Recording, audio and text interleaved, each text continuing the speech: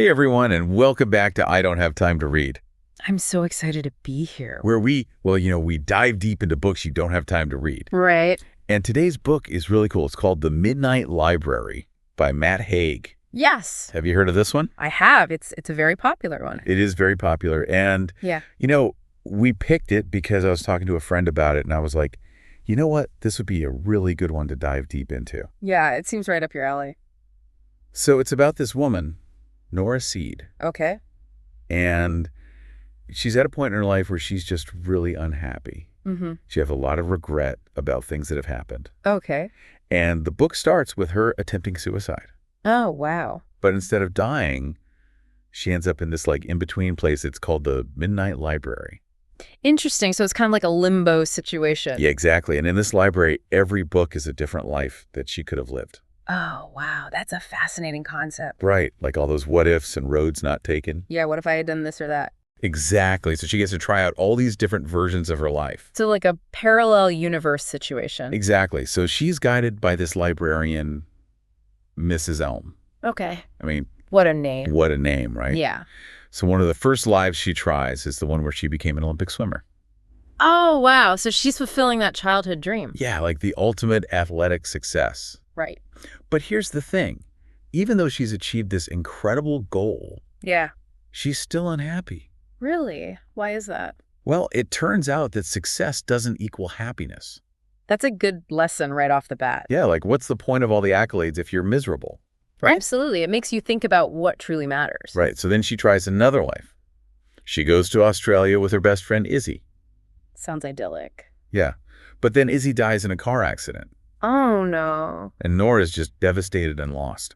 Wow. So even in a beautiful setting, you can still experience tragedy. Exactly. It shows you that life is unpredictable no matter what path you choose. That's a good point. So then there's this other life that really resonated with me. Oh, yeah. Which one? The one where she becomes a glaciologist in Svalbard. Wow, that sounds amazing. Right. Like imagine studying glaciers in the Arctic. Yeah, it's like a childhood dream come true for her. Totally. And the descriptions of the landscape are just breathtaking. I can imagine. But what's really cool about this life is that she meets another slider, like someone who can also jump between these realities. Oh, wow. So she's not alone. Right. His name's Hugo. Okay. And he introduces this whole concept of the many worlds interpretation of quantum physics. Oh, I'm not sure I follow. Basically, it suggests that every choice creates a separate universe. So like infinite versions of ourselves out there. Yeah, pretty mind-blowing, right? Yeah, it makes you question everything. Like, do our choices even matter? That's a good question, right? Like, if every possibility exists, then what does it all mean? Right. Where's the meaning in that? It definitely makes you think. And as Nora keeps exploring these lives, Yeah. you start to see a pattern. Well, she experiences the highs and lows of each life. Yeah. She's a rock star in one life, a wife and mother in another. Wow. But no matter what she achieves, Yeah. happiness seems to elude her. It's like she's searching for something that doesn't exist. Yeah, and I think that's a struggle a lot of people can relate to. I think so too. We're always chasing after something, thinking it will make us happy. But maybe the key is to find happiness within ourselves. Right, to appreciate the present moment. Exactly. Yeah. So where does Nora go from here? Well, that's what we're going to find out in part 2 of our deep dive. Don't miss it. It's going to be good. It's going to be good. I can't wait to see what happens next. Me too. All right, see you then. See you then. Okay, so we're back, and Nora's still searching for that elusive happiness.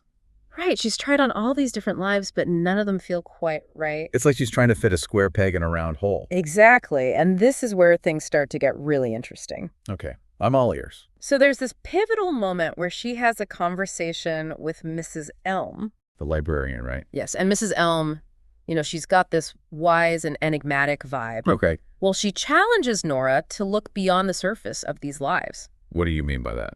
Well, she encourages Nora to examine why she's so unhappy. Like, what's the root of her discontent? Exactly, and she suggests that maybe it's not about the choices themselves, but something deeper.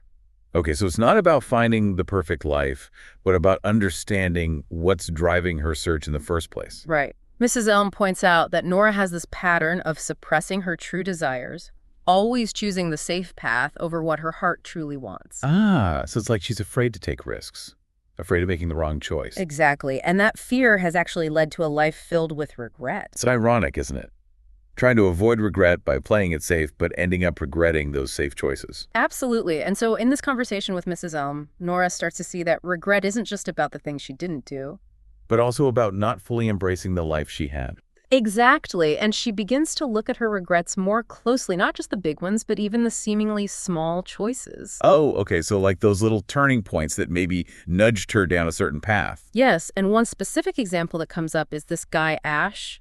Oh, yeah, the surgeon she keeps encountering in different lives. Right. Well, she remembers a time in her root life when he asked her out for coffee. And She said no because she was with Dan at the time. So the classic what-if scenario. Exactly. And so now, fueled by curiosity and this desire to explore this possibility, She decides to try the life where she said yes to Ash. you got it, she takes the leap and jumps into the Ash life. So what's it like? Well, on the surface, it seems perfect. She's married to Ash. They have a beautiful home. They're raising a daughter, Molly. Sounds idyllic. But remember, appearances can be deceiving. There's always a catch, right? Right. So Nora, she starts experiencing these strange things. Like what? She's forgetting details. She feels out of place. It's almost like she's living someone else's life. Like she's an imposter in her own life. Exactly. And it brings up these questions about identity and reality. Can we ever truly escape our past? That's deep. So even though she's in this loving relationship with Ash and has this connection with Molly, she still feels this sense of unease. Yes, it's like she's constantly searching for something more, for that feeling of belonging. So what happens next? Does she stay in this Ash life or does she keep searching? Well, that's what we'll pick up in part 3 of our deep dive. Ooh, can't wait. I'm hooked. But for now, think about this. What if the key to happiness isn't about finding the perfect life, but about embracing the imperfections of the one we have? Okay, so Nora's in this weird place, right? She's happy with Ash and Molly. Yeah, but it's like this nagging feeling that something's not quite right. Like she doesn't really belong. Exactly, and then things start to get really strange. Okay, what happened? She starts having these flashes of memories from other lives. Like little snippets of alternate realities. Yeah, and it really freaks her out. I bet it's like all those other Noras are trying to break through. Right, and it makes her question everything. So what does she do? Well, she can't ignore it anymore. Yeah. She finds herself drawn back to the Midnight Library.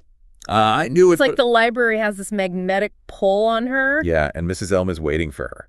Of course, Mrs. Elm always seems to know what's going on. She's like the puppet master of this whole thing. Right, and she warns Nora that time is running out. So the stakes are getting higher Yeah, she has to make a choice. about which life to choose. But here's the thing.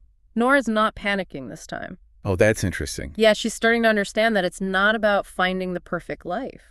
Okay, but what is it about them? It's about creating meaning in whatever life she chooses. So it's not about escaping her root life or finding a life without regrets. Exactly. It's about finding purpose and making the most of her own reality. So what happens next? Does she go back to her root life? Well, she tries a few more lives, just to be sure. Okay, like what?